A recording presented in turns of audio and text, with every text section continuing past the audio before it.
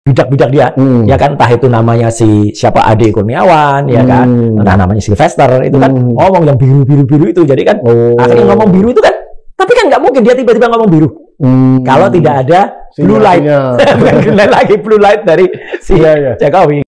Harus diakui saya pernah berada di partai biru itu, dan saya memang sudah tidak ada hubungannya lagi dengan partai itu. Dan ini confirm dengan penjelasan. Ya saya tahu ya, junior saya di partai itu ya, Herzaki sudah juga bilang. Kemudian Hinca, waktu saya ada di partai itu kan dia sekjen ya. Dia juga sudah mengkonfirmasi Roy Suryo udah nggak ada hubungannya lagi. Sebenarnya kalau mau dikait-kaitkan dengan politik, itu justru sekali lagi kembali ke statement awal saya tadi, menambah musuh. Tambah stres ini Jokowi itu nanti. Orang hutan yang di hutan kebakar terus apapun pokoknya dia serang siapapun ditunjuk-tunjuk, atau kata kalau dalam istilah yang lain dia kalau perang tuh pokoknya asal tembak aja. Habis kalau berantem nggak ada apa-apanya Gibran tuh kalau bandingkan dengan AHY. Oh serius? Yakin nggak ada apa-apanya bandingkan dengan apa? Puan pun juga enggak lah. Iya kalau enggak ngapain juga Purnawirawan akan memakzulkan Gibran? Kalau tadi dikatakan persaingan untuk 2029, enggak lah, ini nggak usah sampai 2009. Harusnya kalau pemakzulan itu ya cepet aja gitu loh. Tahun ini atau paling lambat tahun depan lah gitu.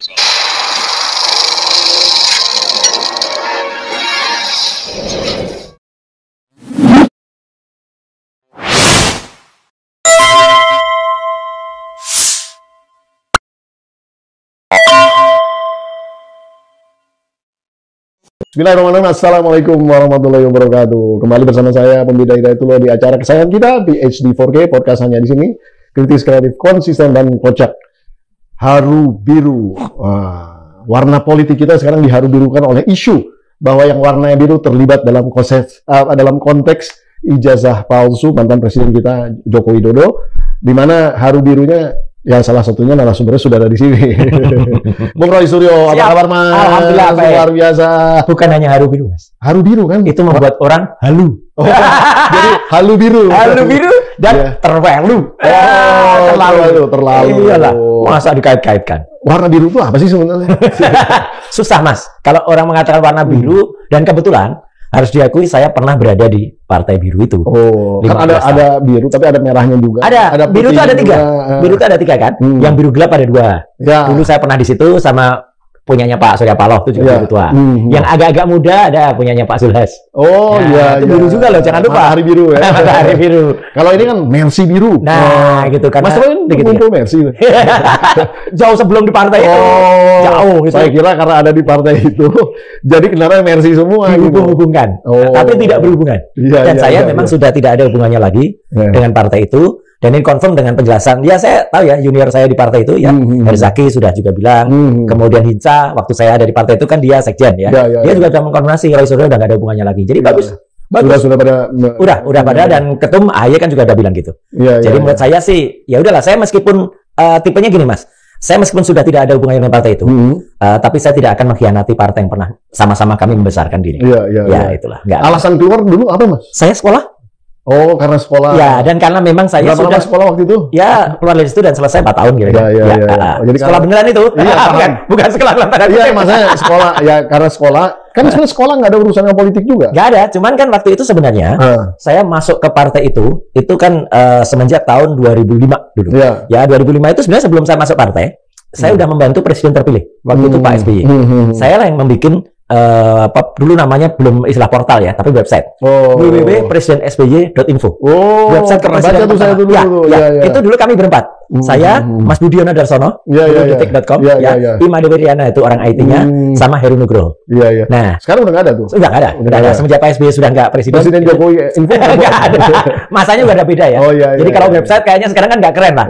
Sekarang kan kerennya kalau nggak di TikTok, aplikasi, upload apa, kemudian kan juga homeless ya. Betul. Jadi sudah bukan website lagi. Dulu kan masih trennya website, SMS 9949 misalnya gitu ya. Dulu itu saya semua. Terus kemudian karena sering keluar masuk istana waktu itu, nah terus sering ya keluar masuk istana. Ya, sombong kali. Enggak lah, istana tapi bukan istana yang besar. Kecil gitu ya. Yang di mana? Ya, artinya sekretariat itu gitu ya kan masuknya kan memang dari situ semua. 10 tahun kemarin itu nggak keluar masuk istana? Nggak ada lah, udah nggak ada hubungannya. Istananya istana boneka kali. Itu dia. Keluar masuk juga gitu. Enggak, saya kan udah makanya saya memutuskan diri sudah akhirnya tidak berpolitik lagi. Itu kan semenjak 5 tahun yang lalu saya pamit mundur itu. Nah, kenapa saya tadi tidak di awal? Dulu itu ada semacam quote and quote perjanjian tidak tertulis waktu itu ketika dengan Pak SBY. Ketika waktu itu saya mau masuk partai kan, saya awalnya itu kan memang sudah seperti sekarang Mas, pemerhati telematika independen, gitu, nggak mau masuk partai, gitu. Tapi karena keterlibatan dalam pembuatan website, terus akan mengawal undang-undang ITE yang akhirnya disahkan tahun 2008, undang-undang keterbukaan informasi publik juga yang tahun 2008 berlaku 2010, saya kan akan nyalek waktu itu, kan? Nah, akan nyalek kan harus masuk partai, masuk dari Jogja, dapil DIY, akhirnya suara terbanyak pertama, ya udah masuk lah. Jadi setelah mission accomplished, selesai lah sudah. Betul, 2019 itu saya sebenarnya sudah tidak mau nyalek lagi. Kamu udah jadi menteri waktu itu? Enggak, 2014 itu menteri. Iya, makanya maksudnya makanya 2019 kan udah selesai jadi menteri. Udah. Jadi sebenarnya udah nggak mau masuk lagi, tapi didorong-dorong. Saya bilang, enggak loh, pokoknya aku nggak mau keluar apa-apa gitu. Kan kita tahu itu politiknya udah kasar banget Mas. Kalau nggak punya gini, ya gini. Orang-orang pada gini itu bukan tanda cinta, tapi duit. No money, no dong. No money, no dong. Kayaknya lah gitu pokoknya. Ya, NPWP, ya kan. Nomor piro, wani piro, gitu kan. Itu kan gitu, ya kan. Kalau pokoknya semenjak 2014. Itu di Demokrat kayak gitu ya? Enggak, kalau sebenarnya Demokratnya enggak. Masuk partainya. Masuk partainya. Jadi Mas partai, masuk anggota DPR-nya. Itu jangankan DPR ya gitu, jangankan KPU ya, KPUD, Bawaslu, wah semua kalau nggak pakai ini susah Mas. Dan saya satu rupiah pun saya nggak mau keluar itu. Ya udah, ya nggak masuk gitu aja. Sama nggak seperti saya. Kita kan orang lempeng-lempeng. Betul. Saya 2009 tuh sama sekali nggak keluar. 2014 juga. Ya alhamdulillah masih masuk. Gitu. 2009 malah saya tadi suara terbanyak di Jogja. 2014 saya sempat diganjal sama temen. Jadi nggak masuk duluan. Ya, dia dulu yang main, tapi kemudian saya PAW, ya gantikan, ya itulah yang terjadi. Ya berarti masih ada rezekinya ya Mas. Masih ada rezekinya. Tapi 2019 saya enggak, dan 2020 itulah makanya pertanyaannya Mas terjawab tadi. Kenapa saya mundur ya? Karena memang saya sudah berniat untuk mengundurkan diri. Kemudian juga pergantian ketua umum, Pak SBY lengser, beliau menjadi majelis tinggi, ya. Terus kemudian AHY naik, ya saya pamit. Kenapa nggak diajak ke majelis tinggi Mas? Enggak, karena saya memang pengen concern balik dari pengemar di telematika lagi. Namanya ini ya, lebih menguntungkan jadi pengamat telematika. Lebih banyak orderan. Sebenarnya gini, kita di dalam itu semua ada plus minusnya. Tapi kalau kita di dalam, kita tidak akan benar-benar bisa objektif melihat. Kalau kita keluarkan, kita bisa apakah itu berview atau bahkan helikopter view. Jadi kita bisa melihat semua kan. Jadi baik buruk ya kita bisa lihat, dan kita lebih bisa speak up kan. Ngomong apa saja bisa. Jadi ya aneh memang kalau sekarang. Saya tuh melihat Pak Joko itu adalah seorang politisi yang sangat handal dalam berbagai macam strategi politiknya. Ya. Itu memang sering melakukan basis-basis buat statement yang spontan, tapi juga tidak kemudian menyerang. Nah, pada kali ini kok kayak ada semacam serangan. Enggak, itu gayanya dia. Masa? Seolah-olah dia nggak nyerang, tapi kalau dalam bahasa Jawa lamis.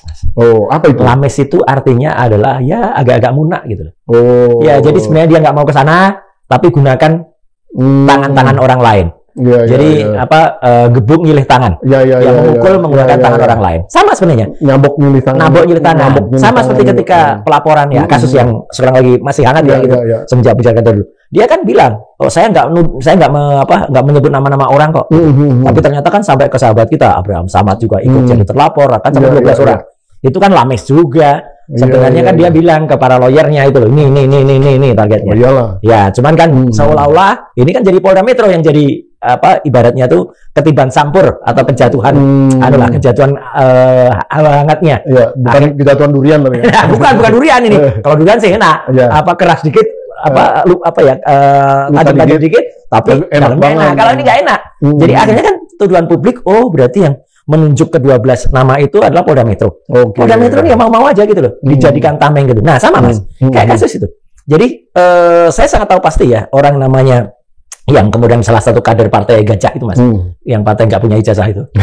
Gajah. Kemudian kan dia upload tanggal 1 April. Nggak mungkin kalau dia inisiatif sendiri pribadi berani upload gitu saja. Itu pasti sudah ada anunya lah. Yang nyuruh lah. Ya, kalau nggak nyuruh, paling nggak green light. Boleh nggak gitu ya? Tinggal. Nah, gitu. Enggak. Alhasil dia seolah-olah datang minta maaf, nggak izin dulu untuk itu. Nggak mungkin kalau nggak izin dulu dapat file itu kan ya nggak mungkin lagi. Dapat filenya dari mana? Makanya, kalaupun dia dapat file dari tidak langsung Dari dia nggak mungkin foto sendiri juga nggak mungkin. Nggak mungkin, nggak pernah dikeluarin itu, ya kan? Dia foto sendiri, kalau foto sendiri kok yang miring jelek banget itu kan ya nggak. Jadi dan itu filenya resolusinya lumayan bagus loh. Kalau kita yang fotoan kita bisa edit supaya agak sedikit agak sedikit rata, cakep lah gitu, 90 derajat lah gitu.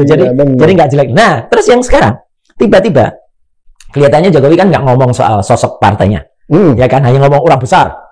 Ya, ada orang besar di balik ini. Ya kan, semua sudah tahu siapa gitu kan. Badannya besar apa maksudnya? Nah, ini makanya gitu loh. Kan orang besar, orang badan kecil tapi besar. Ada Napoleon. Ya, Napoleon besar. Napoleon itu kan kecil ya kan, tapi besar pengaruhnya. Ya kan, kayak apa tokoh-tokoh zaman dulu bahkan termasuk Tutankhamun. Ya, itu kan ya, nah, itu kan juga Farao tuh ya. Ya, itu kan proporsinya juga tidak besar ya kan, meninggal di usia muda juga. Cuman kan anunya besar, kekuasaannya besar. Nah, sama ini dia ngomong begitu aja, tiba-tiba ada orang yang ya anu lah, kurcaci dia lah gitu ya, saling pada ngomong bidak-bidak dia, ya kan, entah itu namanya si siapa Ade Kurniawan, ya kan, entah namanya Sylvester, itu kan ngomong yang biru itu, jadi kan akhirnya ngomong biru itu kan, tapi kan nggak mungkin dia tiba-tiba ngomong biru. Kalau tidak ada blue light, bukan green light lagi, blue light dari si Jokowi gitu loh. Untung bukan blue film ya, untung ya. Blue light. Itu lain lagi. Itu udah puluhan tahun yang lalu gitu. Sekarang istilahnya udah bukan itu ya. Udah bukan itu, sekarang lain lagi sekarang. Kalau dulu kan film perjuangan. Iya.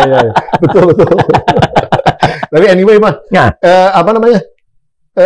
Kenapa baru muncul statement kayak begitu? Maksudnya gini. Ini kan ada defense mechanism di dalam konteks pertempuran lah ya, maksudnya dalam konteks politik, kalau pertempuran kan orang kadang-kadang kalau bertempur itu buat strategi. Nah, ini apakah ini menjadi satu strategi atau ini kayak orang kalap gitu?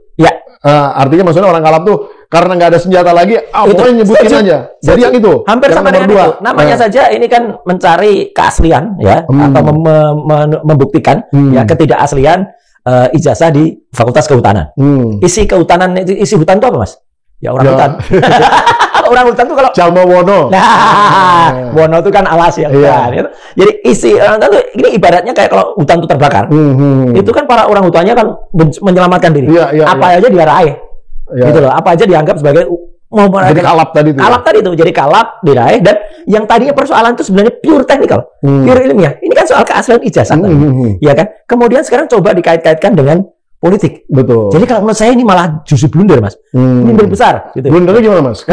Kan disebut sebenarnya juga nggak nyebut nama, nggak nyebut apa-apa. Kan cuma orang besar tadi. Persis. Blundernya gini. Jadi selama ini mereka mungkin hanya berhadapan dengan 3 inisial ya. RRT ya. Roy Resmond Rifai, RRT lah ya, bukan Republik Rakyat Tiongkok, tapi RRT. Kemudian melebar ke ada tambah Rizal Fadila, ada tambah Kurnia Triroyani, jadi 5, terus tambah Egy Sujana. Sekarang tiba-tiba jadi 12, ya dengan nama-nama masuk lah, kayak apa Abraham Sama, Michael Sinaga, terus youtuber juga pada masuk, ya. Terus sekarang tambah lagi kemarin 3 orang ya, yang juga dimasukkan Dr. Yulia, kemudian ada juga youtuber yang lain lagi ya. Nah. Terus tiba-tiba sekarang ada sosok biru dan si ya apa ya katanya bukan Sontoloyo tapi kurcaci-kurcaci pada ngomong itu partai biru atau apa sosok biru. Nah, ini kan otomatis nambah musuh lagi. Kalau saya sih senyum aja, Mas. Meskipun saya menolak keras ya. Sama sekali tidak ada ya keterlibatan apa partai biru itu ya atau sosok biru itu, dan partai biru juga sudah jawab ya. Satu sudah jawab, Hinca sudah jawab, kemudian AHY sudah jawab ya. Kalau Pak SBY nggak usah lah, terlalu besar beliau urusan ini. Memang badannya besar Pak SBY. Memang besar. Dan juga kan barusan apa gerah ya, barusan agak sakit gitu. Jadi nggak usah lah gini. Ini persoalan nih terlalu kecil, remeh-temeh, dan saya tahu pasti DNA-nya Demokrat itu nggak ada lah ngurusin, nggak perlu lah ngurusin kayak gini. Padahal sebenarnya kalau badannya besar, terus kemudian warnanya hijau, saya udah tahu tuh, itu The Hulk, Mas. Oh iya, FA juga langsung. Tapi karena biru ini, siapa biru? Iya, gitu. Kalau Beast, tahu Beast yang dari X-Men, badannya nggak gede-gede banget. Jadi agak susah juga kita menafsirkan ke arah sana. Makanya. Jangan-jangan Thanos, tapi Thanos enggak, lain warnanya nggak biru, Mas. Betul.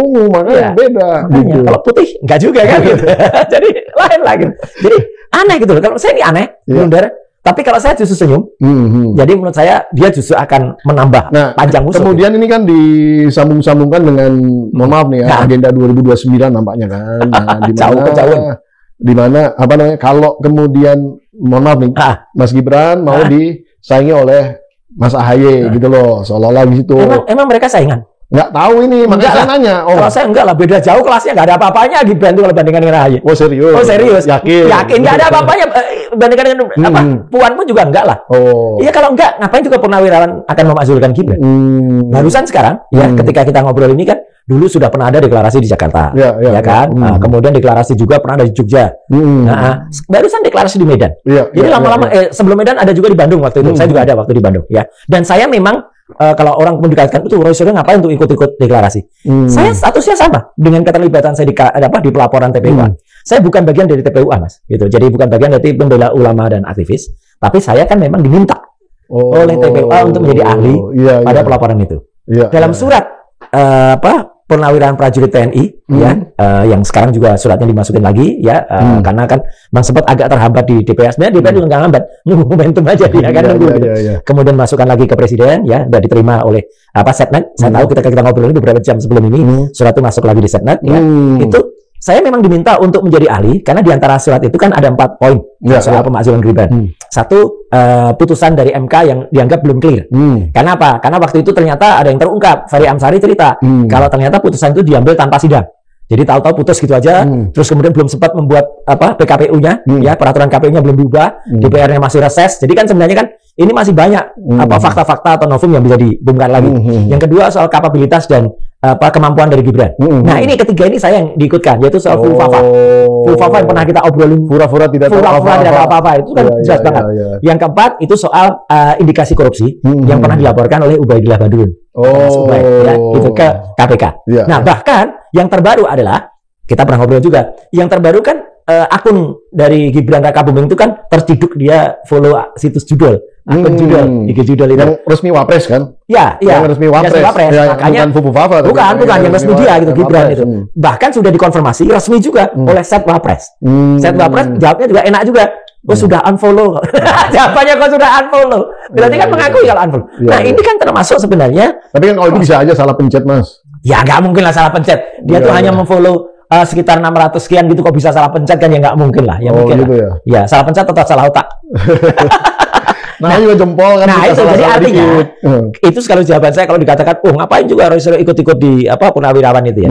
Ya saya kebetulan memang diminta untuk itu. Jadi betul. Jadi kalaupun memang kemarin tuh misalnya ada waktu, sebenarnya saya juga diminta untuk ke Medan. Tapi lah nggak usah lah gitu, nanti dikira saya ikut-ikut banget gitu loh. Saya kan cuman ahli yang nanti diminta di situ. Jadi artinya di sini kalau tadi dikatakan persaingan untuk 2029, enggak lah, ini nggak usah sampai 2009. Harusnya kalau pemakzulan itu ya cepet aja gitu loh. Tahun ini atau paling lambat tahun depan lah gitu. Tapi kan itu kan teori di dalam konteks ini. Tapi kalau kita lihat aftermath-nya setelah statement itu, walaupun ini memang spekulasi dari orang-orang yang di Pak Jokowi juga, menurut saya itu mohon maaf ya, agak sedikit bodoh begitu ya. Mohon maaf nih, karena kan sebenarnya melakukan satu perbandingan di dalam konteks yang masih jauh, ini justru membuat orang sadar, oh iya bener. Iya. Publik yang tadinya mungkin nggak tahu jadi tahu gitu. Jadi akhirnya membanding-bandingkan terus. Membanding-bandingkan. Jadi ada lagu yang tuh dibanding-banding kayak itu.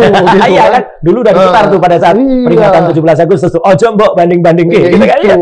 Nah ini itu sama related dengan tadi saya bilang, Mbak. Gitu. Jadi menambah musuh baru. Jadi orang jadi dan kemudian mereka lihat persoalan yang tadinya pure technical. Benar-benar teknis ya. Yang saya Dr. Risman dan Dr. Tifa itu benar-benar teknis.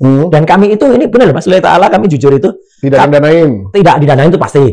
Dan kami pun tidak berniat mempidanakan siapa pemilik. Itu kok. Jadi yang kami minta itu hanya jujur aja. Jujur. Menunjukkan aslinya. Aslinya. Sudah, selesai. Itu aja. Selesai. Udah asli selesai. Betul. Gitu. Perkara itu ternyata palsu.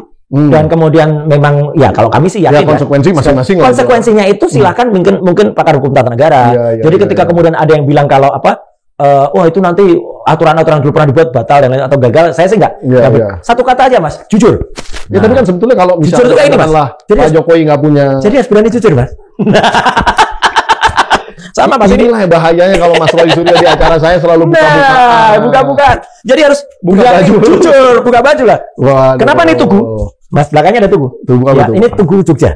Apa artinya? Artinya tuh yang sekarang dipermasalahkan itu kebetulan dari universitas yang ada di Jogja. Nah, ini pal putih. 0 kilometer. Kayak kita kalau isi BBM, kembali dari 0 ya Pak ya. Mulai dari 0. Cobalah mulai dari 0 lagi. Jadi orang jujur, mulai dari 0. Berani jujur. Jujur mana nih? Jujur kacang hijau.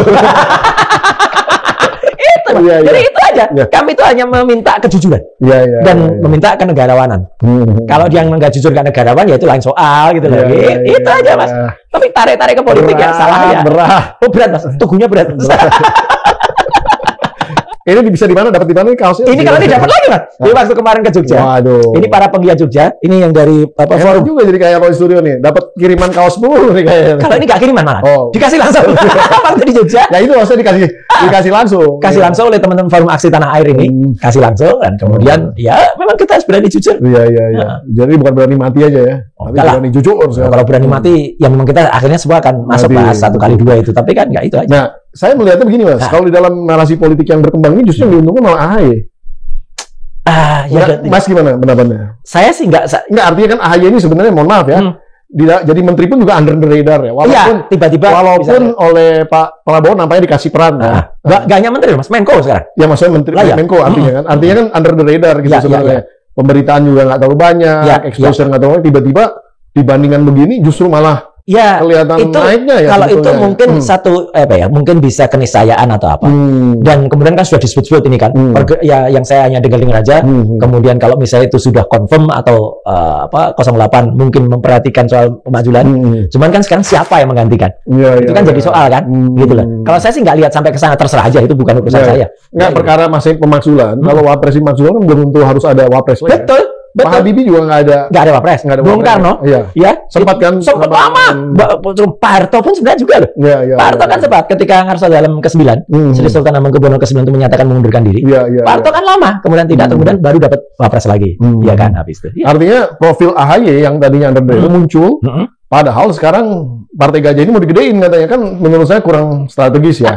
Betul kan? Artinya kan kalau AHY figurnya muncul, yang diuntungkan Demokrat dong dalam hal ini gitu. Kira-kira kita ngelihat dari narasi politik ya. Betul, narasi politik gitu. Tapi kalau Partai Gajah mau digituin nggak juga lah.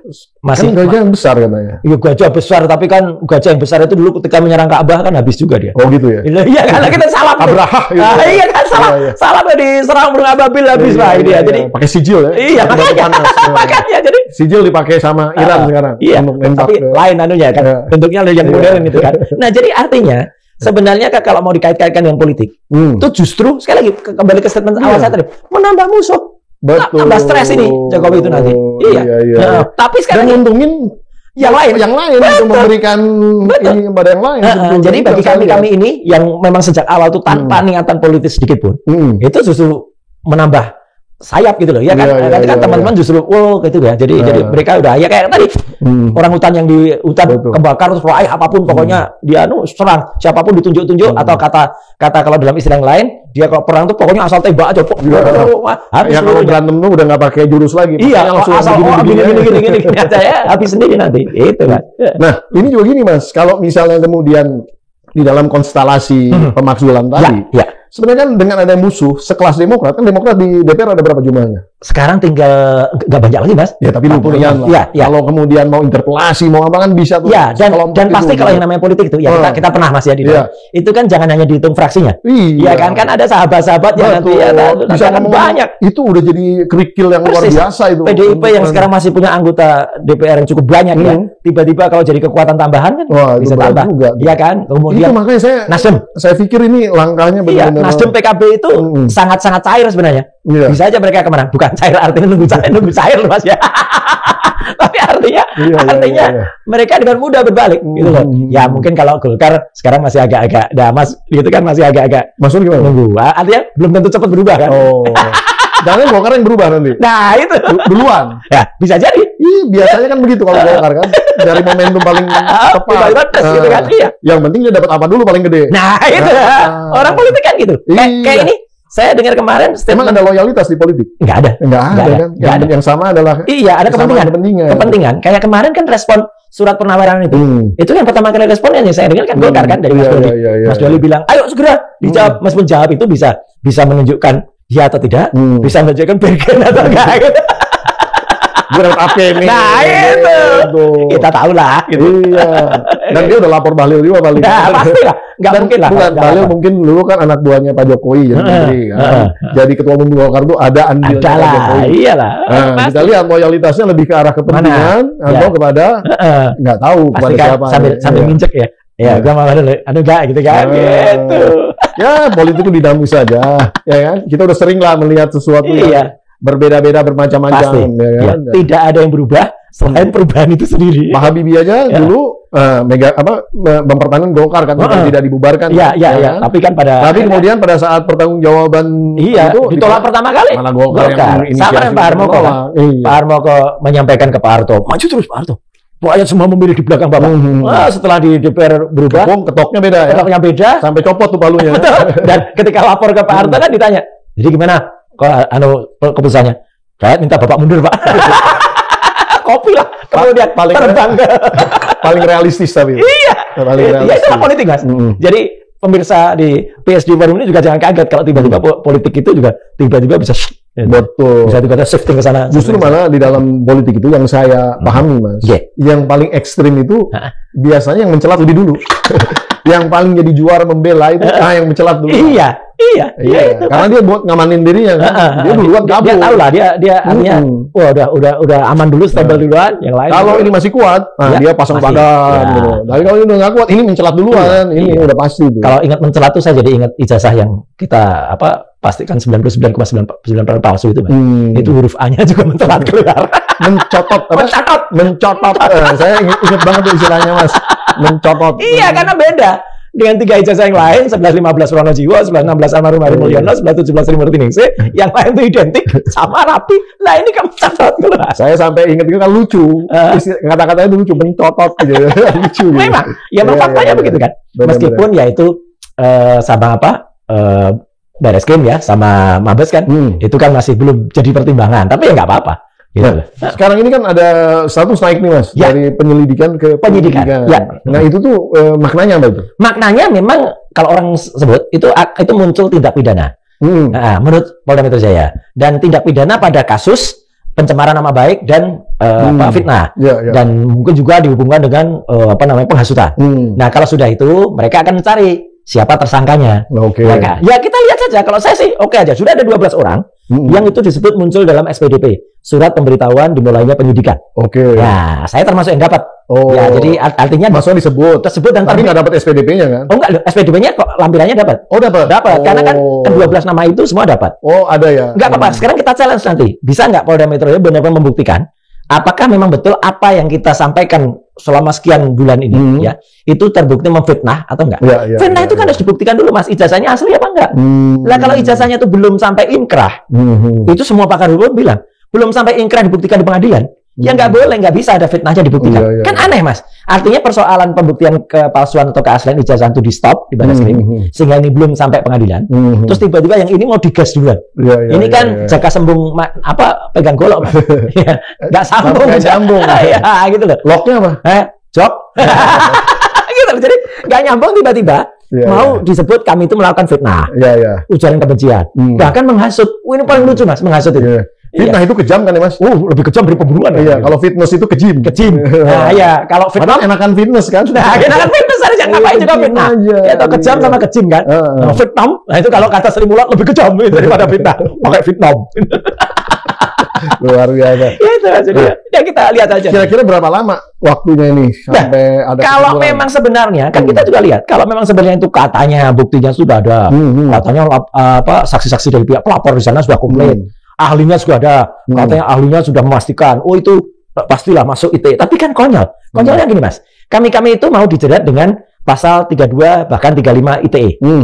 Membuat dapat diaksesnya tayangan, merubah dan tanpa minta izin. Nah itu harusnya yang kena si kader PSI tadi, Dian Sandi. Sama sekali kalau saya nggak ada, Mas. Satu, aku nggak punya akun di sosial media. Tidak pernah kami itu memposting. Yang di X itu bukan yang Dian Sandi. Bukan akun, Mas. Sudah lama dan nggak ada. Itu kan sudah. Saya suka mention tuh. Oh iya, nggak apa-apa. Itu tapi udah nggak dipakai. Sudah nggak saya pakai. Yang @KRMT Roy Suryo 2. Itu saya beritahu itu udah 2-3 tahun yang lalu itu sudah. Bukan, ya memang sudah nggak ada lagi.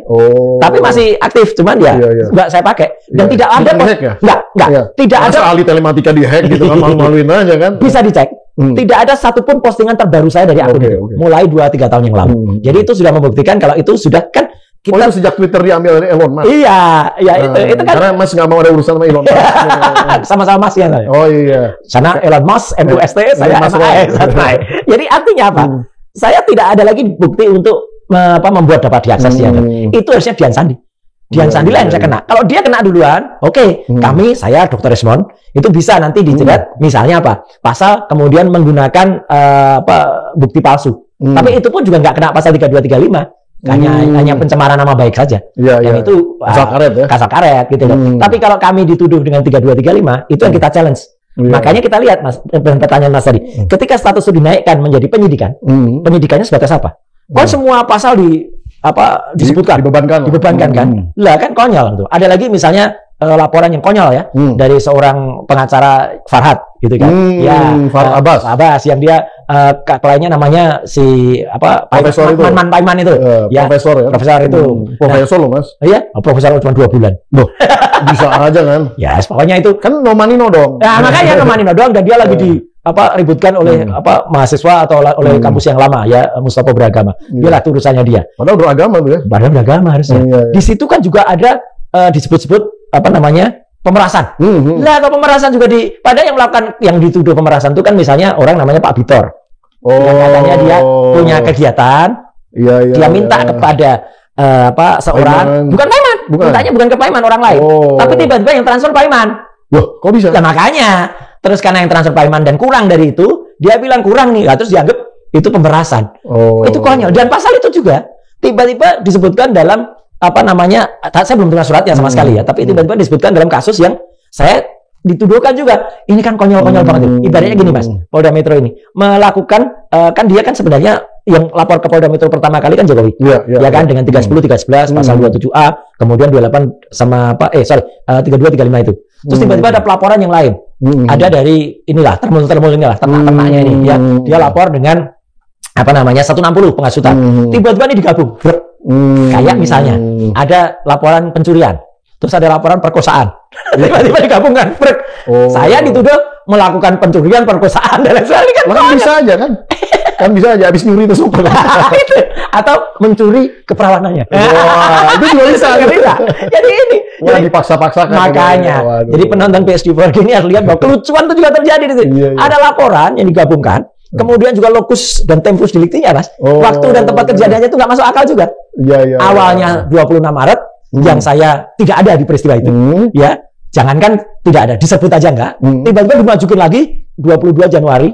Itu kanon katanya itu ada press conference atau apa. Lah itu nama saya aja belum muncul. Saya aja belum teringat lah ya. Kepikiran dengan kasus ini aja belum. Jadi ini memang amburadul, Mas.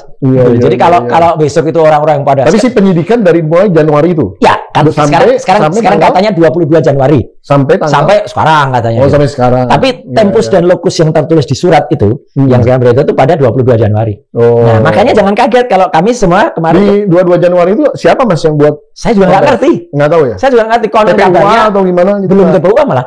Iya, konon kabarnya itu ada press conference di suatu tempat yang saya juga nggak ngerti.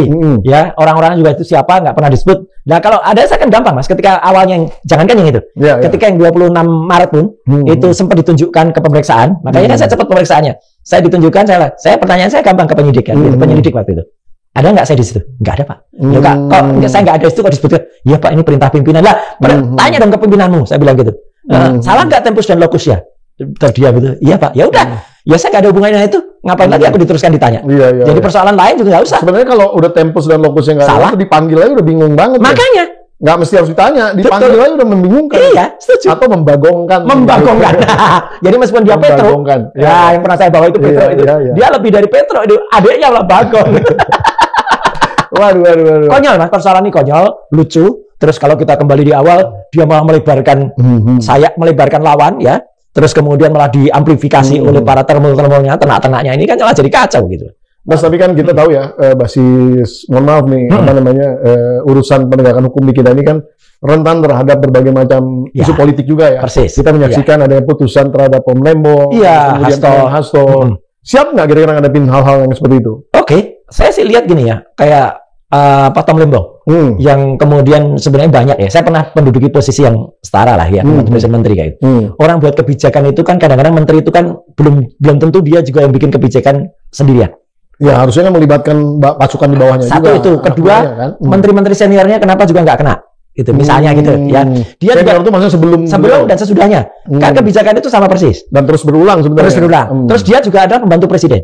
Waktu itu disebut tidak ada visi menteri, adanya visi presiden. Betul. Ya berarti kan perintahnya dari presiden kan. Terus di sidang itu katanya harusnya juga mengundang siapa yang memberi dia perintah, yaitu Joko Widodo presiden. Tidak datang juga. Harusnya begitu nggak datang dan hanya dibacakan keterangannya, ya nggak bisa. Keterangan yang sah itu ada yang dilakukan di depan sidang, di pemeriksaan di sidang. Itu. Kedua soal Hasto. Ya gitu, itu juga meskipun saya tidak ngerti hukum banget ya, tapi kan harusnya ada sebuah peristiwa tentang Harun Masiku. Harun Masikunya belum jelas, belum apa, ini udah langsung dia kan aneh gitu. Nah sama seperti ini. Jadi artinya di kasus saya ini ya, kalau tadi mengatakan siapa yang memposting pertama kali siapa? Dian Sandi. Dian Sandi itulah yang harusnya dia lah yang kena duluan gitu. Itu hukum kalau mau benar. Iya, kalau mau benar ya. Tapi kalau tiba-tiba mau loncat, ya rakyat Indonesia akan bisa melihat lucunya. Artinya ibaratnya ini gelas gitu ya. Gelasnya belum ada, tiba-tiba saya dituduh minum dari gelas itu. Gelasnya belum ada. Sama kalau postingannya orang yang memposting pertama kali, yang harusnya kena pasal 32, 35 tanpa izin memposting, kemudian mengubah. Itu mengubah juga Mas. Ijazah aslinya kan bagus, misalnya. Kemudian dia buat miring. Itu sudah mengubah itu sudah bisa dianggap mengubah atau buat dapat diaksesnya sesuatu yang tadinya benar menjadi tidak benar. Dan kalaupun Dr. Resmond bisa salah menganalisis, saya menganalisis ya karena perubahan yang dibuat oleh orang sebelumnya. Harusnya itu dulu kena gitu. Editannya di dia. Kami kan tidak mengedit Mas. Saya apa ada yang dari si ada itu postingan si dan saya tidak pernah posting apapun, misalnya hanya menunjukkan di podcast, hanya menunjukkan di stasiun TV. Kalaupun itu menganalisis pakai ELA waktu itu ya, ELA gitu kan itu ELA level analysis ya. Itu pun hasil dari software ELA. Ketika ada perubahan yang satunya masih original, kemudian yang lain tampak bercak-bercak itu, ya itu hasil ELA. Gitu. Tidak ada perubahan yang saya sengaja lakukan untuk itu. Clear harusnya. Kalau tadi Mas juga bilang kan, hukum di Indonesia itu tegak lurus atau enggak. Kalau tiba-tiba hukumnya udah bengkok-bengkok. Nah ini yang saya mau tanya juga. Kan kemarin saya pernah baca juga tuh. Sekarang kasusnya kan dibawa ke Amnesty International. Betul ya? Betul. Karena memang tidak ada confidence dengan penegakan hukum di Indonesia. Betul. Jadi artinya di satu sisi ya termasuk yang dibawa oleh Forum Tanah Air ini itu juga melibatkan para diaspora Indonesia di 25 negara di luar negeri, terus kemudian didaftarkan di Amnesty International yang ada di UK ya, kemudian juga di beberapa negara termasuk ada di Venezuela, ada juga di Swiss, ada juga di Belanda ya, sampai ke Amerika juga. Jadi supaya luar negeri juga melihat lah bahwa di Indonesia ini itu ada kebebasan berpendapat. Kami itu kan kebebasan berpendapat yang kami lakukan. Bahwa ada ijazah. The First Amendment ya? Betul. First Amendment dari Declaration of Human Rights ya. Bahwa ada ijazah yang pernah digunakan oleh seseorang yang memimpin. Artinya dia adalah pejabat publik. Sesuai dengan Undang-Undang Dasar 45 pasal 28 ayat F. Atau sesuai dengan Undang-Undang Nomor 14 tahun 2008 yang kita dulu di Komisi 1 adalah mengawal itu. Ketika pengesahannya tahun 2010. Di pasal 27 memang ada pengecualian untuk akademik. Tapi di pasal 28 ayat 2 itu ada pengecualian dan pengecualian lagi, bahwa itu bisa dibungkam kalau ini untuk pejabat publik. Jadi sah kita melakukan itu, kok tiba-tiba mau dikriminalisasi. Itu sebenarnya. Jadi pengaduan kita ke Amnesty International, kemudian pengaduan kita ke beberapa lembaga yang dibantu oleh diaspora. Jadi kalau ini kemudian nanti terjadi sesuatu dengan penegakan hukum yang mencos-mencos tadi, ya Indonesia akan menjadi pandangan. Dan ini saya mohon maaf lagi Mas, kalau ini gantian. Pak Prabowo sebagai presiden kita hormati, itu sayang banget kalau kemudian luar negeri akan mencatatnya ya justru di tangan pemerintahan Pak Prabowo ini. Ada, kalau ini dari 12 atau nanti jadi 15 orang yang akan terlapor itu kan ada 3 klaster Mas. Yang pertama klaster peneliti. Saya, Dr. Tifa, Dr. Resmond. Yang sebenarnya tidak ada hubungannya dengan organisasi aktivis atau keagamaan ya itu. Klaster yang kedua adalah TPUA. Klaster aktivis dan keagamaan. Klaster yang ketiga ini yang menarik Mas. Para media individu, yaitu para YouTuber. Abraham Samad pun termasuk di situ. Ada Abraham Samad, Michael Sinaga, Channel Update, Babe Aldo, sama kemudian satu lagi kanal yang lain yang kemarin. Jadi kalau sampai kemudian para YouTuber pun itu kemudian diundang dan dipidanakan, buruk sekali Mas. Belum berlaku revisi, kita kan dengar revisi undang-undang penyiaran kan kabarnya mau diberlakukan. Dan itu tujuannya ini mengkriminalisasi YouTuber ini. Belum ada undang-undangnya aja sudah dilakukan. Ya, apalagi nanti kalau ada undang-undang ketika undang-undang penyiaran direvisi Mas. Padahal bukan undang-undang, peraturannya katanya YouTuber ini mau dipajak. Lah makanya tuh sudah harusnya kalau udah dipajak harus ada pelindungan hukum. Makanya jangan cuma ditarik duitnya doang. Makanya sudah mau dipajak, tidak dilindungi kebebasan berpendapatnya. Bahkan konon yang saya dengar saksi yang katanya dari Dewan Pers itu menyatakan kalau wah itu di luar ranah Dewan Pers. Ya. Tapi sebetulnya padahal gini Mas, Ketua Dewan Pers itu kan orang yang sangat demokratis. Pak Komarudin. Dan beliau itu mendorong ini. Kenapa sekarang ada ahli yang katanya ahli dari anggota Dewan Pers ini yang kemudian memojokkan YouTuber? Itu kan jelek banget itu loh. Dan harap ingat Mas, saya juga tahu kayak Michael itu Sinaga. Dia anggota pers, dia punya kartu pers gitu.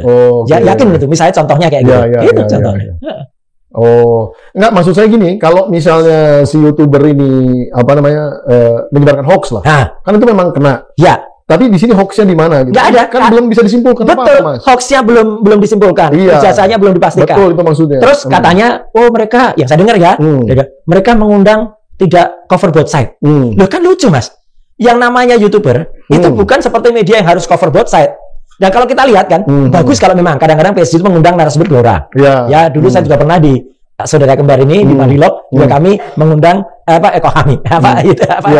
di sini mengundang dua orang, saya berhadapan dengan beda pendapat. Ya.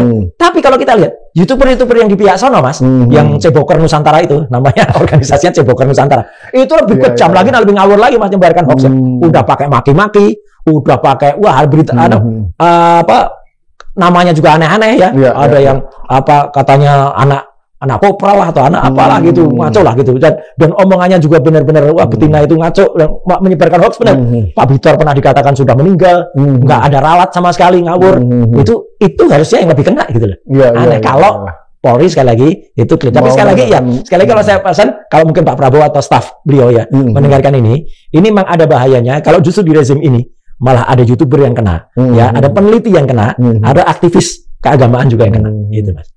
Soalnya ada YouTuber yang dekat juga kan sama pemerintah kan? Oh banyak, ya itu Ceboker Nusantara itu juga dekat. Ada yang jadi staf sus Kemhan. Itu yang close the door. Ditutup bener-bener. Ditutup bener, nah ya tak gitu. Dapat pangkat. Oh iya dapat pangkat. Red call ya. Udah siap Mas, sedang. 1, 2, 3, 4. Ini ingat terus.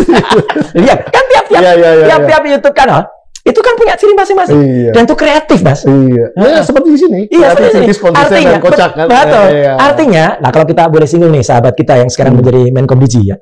Itu kan melindungi kebebasan berpendapat, gitu. Dan dia harusnya sekarang tuh berpikir keras betul. Ketika ada perjanjian Indonesia dengan Amerika yang justru membahayakan undang-undang data undang-undang PDP data pribadi itu. Perlindungan data pribadi. Bukan malah membiarkan kementeriannya diam saja ketika ada kanal-kanal yang kemudian menyuarakan kebebasan berpendapat. Undang-undang PDP itu juga undang cemen, Mas. Memang nggak ada anunya. Artinya sekarang orang yang menyalahgunakan data aja cuman tidak dipidana. Kena administratif. Makanya. Iya. Uang data harganya jutaan dolar gitu, nanti di-charge cuma miliaran rupiah. Ya ringan lah. Iya. Kelasnya Google gitu-gitu. Iya. Kata data Indonesia. Makanya, harusnya teman-teman yang masih ada di dalam ini kritislah terhadap Undang-Undang Nomor 27 Tahun 2020. Saya dulu jadi narasumber di diskusi sama Mas. PDP itu. Saya kritikan harus pidana. Iya. Ya sekarang kenapa si siapa tuh namanya tuh Snowden? Kenapa dia kabur? Karena takut kan. Betul. Takut benar-benar bukan hanya dipidana, tapi takut dibunuh lah. Karena itu bahaya sekali. Artinya membocorkan lag itu ya kan gitu. Dia ngambilnya sebenarnya pakai USB Mas, bukan pakai hacking sebenarnya. Ya pokoknya, tapi maksud saya kadang-kadang kita selalu take it for granted ya. Setuju. Nanti ketika udah jadi masalah baru kita sadar. Nah, yang justru lebih mahal dan berbahaya tadi diapa-apakan. Tapi yang sepele bisa kena di Undang-Undang ITE pasal 32 35 dan salah gitu. Kalau kemudian ibarat tadi Mas, kita mencuri tapi kemudian dianggap memperkosa. Sama juga dengan kalau kita tadinya mau dituding mencemarkan nama baik, padahal belum tentu namanya masih baik untuk dicemarkan gitu loh. Bisa juga namanya memang sudah cemar, kemudian nggak boleh. Nggak boleh. Jangan mentang-mentang tercemar terus langsung dicemarin. Jangan. Iya. Nggak boleh. Artinya biarkan itu dibuktikan dulu sampai dengan inkrah. Iya. Kok tiba-tiba ini tidak inkrah, dibuatnya inkrah kan, dihentikan di Baris Krim. Tiba-tiba dikejar pencemaran, apalagi dikejar dengan penghasutan. Dan penghasutan ini di pasal 160 di KUHP ini kan sebenarnya ada putusan MK juga bahwa dia harus dibuktikan dia delik material bukan formil. Jadi harus terbukti ada orang yang terhasut. Misalnya gini, terhasut dengan statement saya, kemudian dia melakukan sesuatu yang membuktikan melanggar hukum. Nah, itu yang dicontohkan katanya ketika ada penggerudukan rumah di Solo Jokowi. Oh, sempat ada ya? Iya, katanya. Tapi kan itu belum ada apa-apa, cuma orang teriak-teriak. Iya. Gitu loh. Kalau kemudian di situ yang minta yang pada datang minta ijazahnya itu kan minta kepada Jokowi. Tapi kan tidak ada kerusuhan sekecil apapun yang terjadi. Kriminalnya nggak ada? Nggak ada lah, kecuali di sana ada. Tapi minta izin nggak ke keramaian pada saat itu? Laporan ke polisi juga kok. Ada laporan ke polisi. Aman dong. Aman, sudah ada laporan ke kepolisian setempat. Yang di Jogja yang saya dengar ya, itu juga makanya polisi jaga UGM waktu itu. Yang di sana juga bahwa di sana itu konon kabar itu ada 2 kelompok yang berhadapan-hadapan. Itu di luar ini. Baca juga. Artinya yang pembela Jokowi ada, yang kemudian ingin mengantar teman-teman yang kebetulan saya nggak ikut ke sana, itu juga ada. Tapi kan nggak ada benar-benar kejadian. Tapi ribut-ribut apa namanya? Ya, namanya ribut-ribut kan, namanya kerusuhannya terjadi itu kan misalnya udah lempar-lemparan, bakar-bakaran, kan nggak ada. Berantem, taburan. Nggak ada, sama sekali nggak ada. Ini mah ibarat kayak ini dong, kayak antara Persib sama Persebaya. Iya, pada teriak-teriak.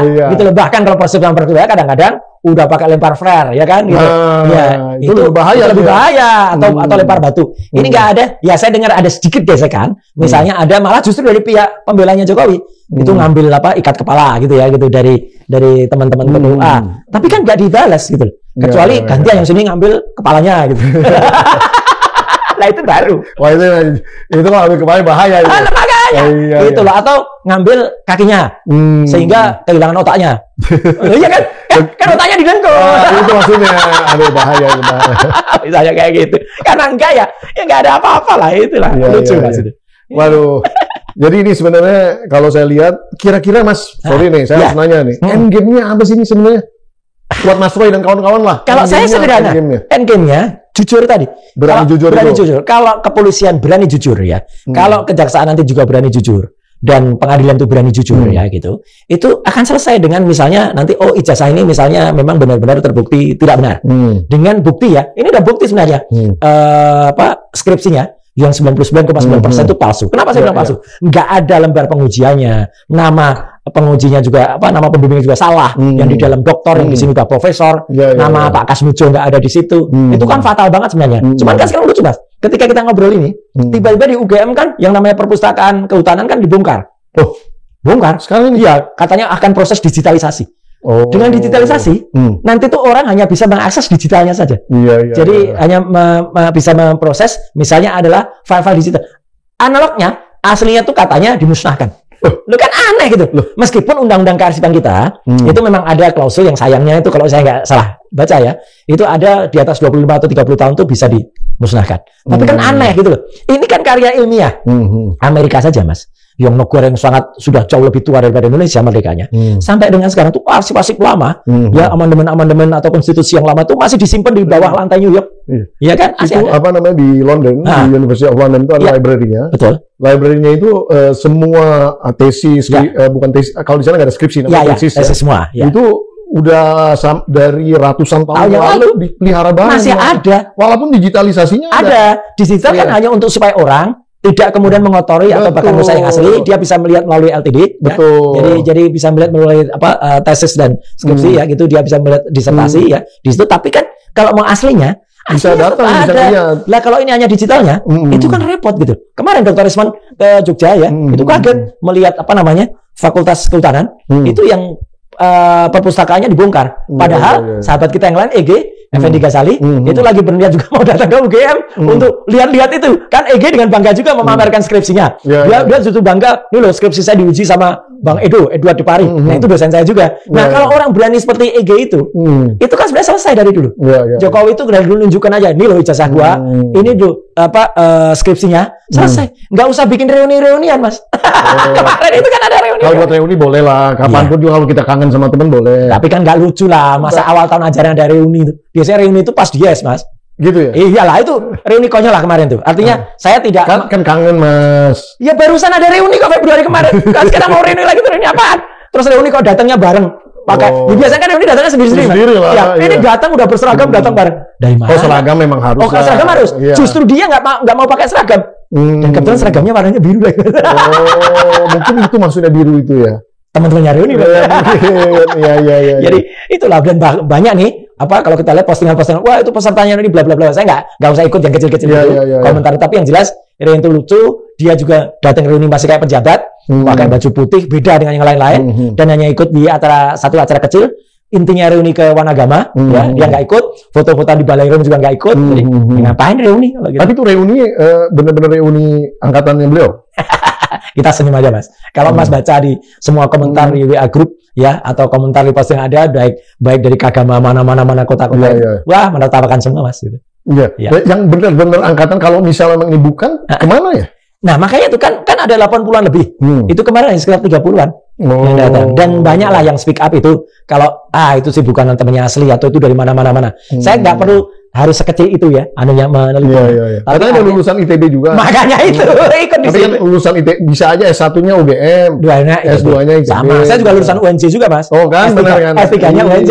Ya, tapi artinya itu banyak sekali. Kalau itu benar, kalau itu jujur sekali lagi, nggak akan banyak komentar Mas. Dan nggak perlu lah ngadain kayak gitu kalau memang bener itu ada skripsinya bener aja. Cukup skripsinya tunjukin kayak EG tadi ya, atau kita juga nunjukin ya, dosen penguji saya ini, nggak terus malah lembar pengujiannya nggak ada.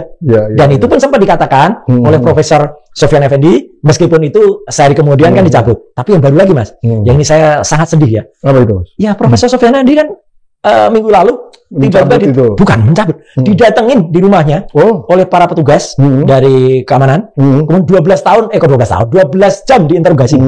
Gitu. Itu kan sama aja aneh gitu. Nggak ada surat pemberitahuan, nggak ada panggilan, tiba-tiba diinterogasi di rumahnya 12 jam. Diinterogasi atau diperiksa? Beda tuh Mas? Sama Mas. Beda dong. Ya, entah diperiksa, pokoknya interogasi itu terkesannya kan di luar nalar ini. Ini agak di luar nalar, nggak ada surat, nggak ada apa-apa. Iya kan? Itu bisa salah itu. Makanya, dan yang lebih lucu lagi, kalau Mas dengar, ya, sama-sama orang yang berusia sama dengan Prof. Sofyan Effendi, yaitu 80 tahun juga, ya. Dulu dosen saya, namanya Asadi Siregar, penulis Cintaku di Kampus Biru. Ya, itu kan dulu ada novel itu, tahun 74 itu. Biru pas kan? Banget ya? Pas banget kan? Bintangnya dulu Roy Martin. Sama apa namanya? Yang ibu-ibu terkenal juga waktu itu. Dan itu kan sempat buat film. Dia kan mau merayakan ulang tahun ke 80 kemarin. Bukan beliau merayakan, tapi teman-temannya mau bikin acara di kampus UGM nggak boleh Mas. Karena judulnya lucu. Kampus Biru. Kampus Biru menolak ayah. Loh, menolak ayah itu Mas, itu sebenarnya nggak harus dicurigai. Itu novel terbaru karya Bang Adi, Asadi Siregar gitu loh. Hanya judul menolak ayah, akhirnya nggak boleh dia nggak akan di Balairum. Wong ini dosen senior, mau menyelenggarakan acara 80 tahun, nggak boleh. Jadi kok bukan kepo ya? Kok ketakutan banget sih kampus kampus tercinta ini gitu. Padahal kan harusnya nggak begitu. Jadi paranoidnya itu malah tambah kelihatan. Dulu tanggal 15 April. Iya, 15 April kami datang tuh jaga ketat kepolisian. Terus Bang Resmon datang ke suku perpustakaan waktu itu skripsi nggak ada semua. Sekarang malah dibongkar perpustakaannya. Bang Adi mau menyelenggarakan acara tidak diizinkan. Akhirnya acara pemberitaan itu itu juga diambil di perpustakaan. Kan aneh gitu loh.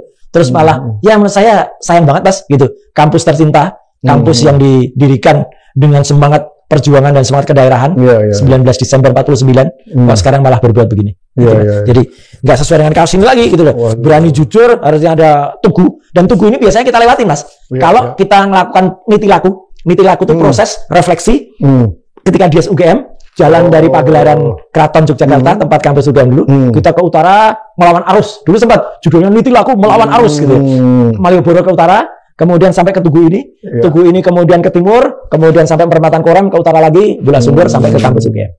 Jadi itu refleksi. Saya nggak bisa bayangin, soalnya saya nggak pernah kuliah di sana. Nggak apa-apa, bayangin aja di Bandung Mas. Gitu. Ya kan? Tapi itu melawan arusnya maksudnya melawan arus orang. Melawan arus orang, bukan UGM sekarang nggak berani ngelawan arus gitu loh. Kalau berani, jujur benar, bagus. Ya, gitu. Mantap. Lo melawan arus tuh untuk menegakkan kejujuran boleh, gitu loh. Jangan kemudian ngikut arus. Begitu ya. Yang ngikut arus nanti malah kena banjir nanti. Oh gitu ya. Hilang kena. Iya sebetulnya betul tuh. Analoginya tuh. Justru yang berenang melawan arus itu biasanya justru malah selamat. Betul. Karena ngikutin arus. Iya. Itu. Kan ada ikan juga Mas. Ikan itu kan ada yang di Amazon tuh kalau dia melawan arus. Salmon. Enak Mas dagingnya Mas. Gitu ya. Itu steak enak tuh dan sehat. Iya. Coba kalau steaknya tuh tibun atau gitu. Kalau yang wagyu ya emang enak. Waduh Mas, luar biasa nih diskusinya nih. Ya mudah-mudahan yang terbaik akan terjadi. Amin. Ya untuk masukin kawan-kawan juga dan untuk bangsa dan negara ini. Harus. Yang penting bangsa dan negara terselamatkan dengan kata-kata ini. Berani, jujur, bukan yang lain. Ya, bukan jujur kacang hijau. Jujur kacang biru. ada. Mungkin ada beberapa kata-kata yang ingin disampaikan. Ya, sekali lagi gini ya. Saya terus terang tetap tegar dalam kasus ini ya, Mas. Tapi sekali lagi kita benar-benar hanya menegakkan kejujuran ya dari seseorang yang kita anggap belum mau berkata jujur atau bahkan belum bersikap kenegarawanan. Kalau itu wujudkan, ya, simpel, kembali ke persoalan dulu dah. Tunjukkan saja ijazah asli, tunjukkan saja skripsi asli, dan insya Allah kita begitu meriksa itu benar, ya udah selesai. Ya jangan dikatakan nanti, wah nanti sudah ditunjukkan, nggak selesai. Loh kalau ditunjukkan tapi memang nggak benar, ya kita tetap speak up. Tapi kalau benar, clear, tidak ada niat kami mempidanakan seseorang, lain dengan termul-termulnya yang saya dengar niatnya mempidanakan kami-kami. Itu tidak ada. Semoga Indonesia tetap tahan bertahan, dan untuk Pak Prabowo tetap tegakkan juga kejujuran dan juga kenegarawanan. Luar biasa, terima kasih. Amin. Ya. Nah, itu dia Sobat Forum, Mas Roy Suryo yang sudah sangat jelas ya, kita membicarakan tentang bagaimana update terakhir dari masalah isu ijazah palsu mantan Presiden Republik Indonesia Joko Widodo, dan mudah-mudahan ini sebentar lagi selesai. Terus terang aja, ini memang cukup banyak menyedot berbagai macam waktu dan tenaga dari berbagai macam kalangan ya. Menurut saya ini memang harus disudahi secepatnya, karena bagaimanapun juga yakin banget kalau kejujuran ini adalah jawabannya. Dan tentunya basis daripada keadilan harus berbasis pada kejujuran juga. Nah, mudah-mudahan kita bisa berkaca pada peristiwa ini di dalam konteks yang lebih bijak, yang lebih berwawasan, dan intinya kita tidak lebih tidak kurang ingin bangsa Indonesia ini bangsa yang berwibawa, bersahaja, dan juga berkeadilan tentunya. Karena bagaimanapun juga keadilan dibutuhkan di dalam konteks menciptakan suatu negara yang konon kabarnya ingin menuju kepada suatu negara Indonesia emas di 2045 nanti. Jangan bicara emas kalau tidak ada keadilan di dalamnya. Nah, itu pada akhirnya saya Pembida Hidayatullah harus undur diri, dan mudah-mudahan banyak yang makin nonton ini PhD 4K, karena kita sudah lebih dari 100 episode, dan tentunya kita ingin juga banyak masukan, komen, tulis di bawahnya. Kalau ada yang mau pesen kaos seperti tadi itu juga tinggal sebut aja di komen itu, nanti Mas Roy akan memberikan informasi di mana dapat kaos tersebut. Terima kasih, nonton terus. Wabillahi taufiq wal hidayah. Wassalamualaikum warahmatullahi wabarakatuh. Sampai di episode berikutnya. Luar biasa. Siap. Terima kasih.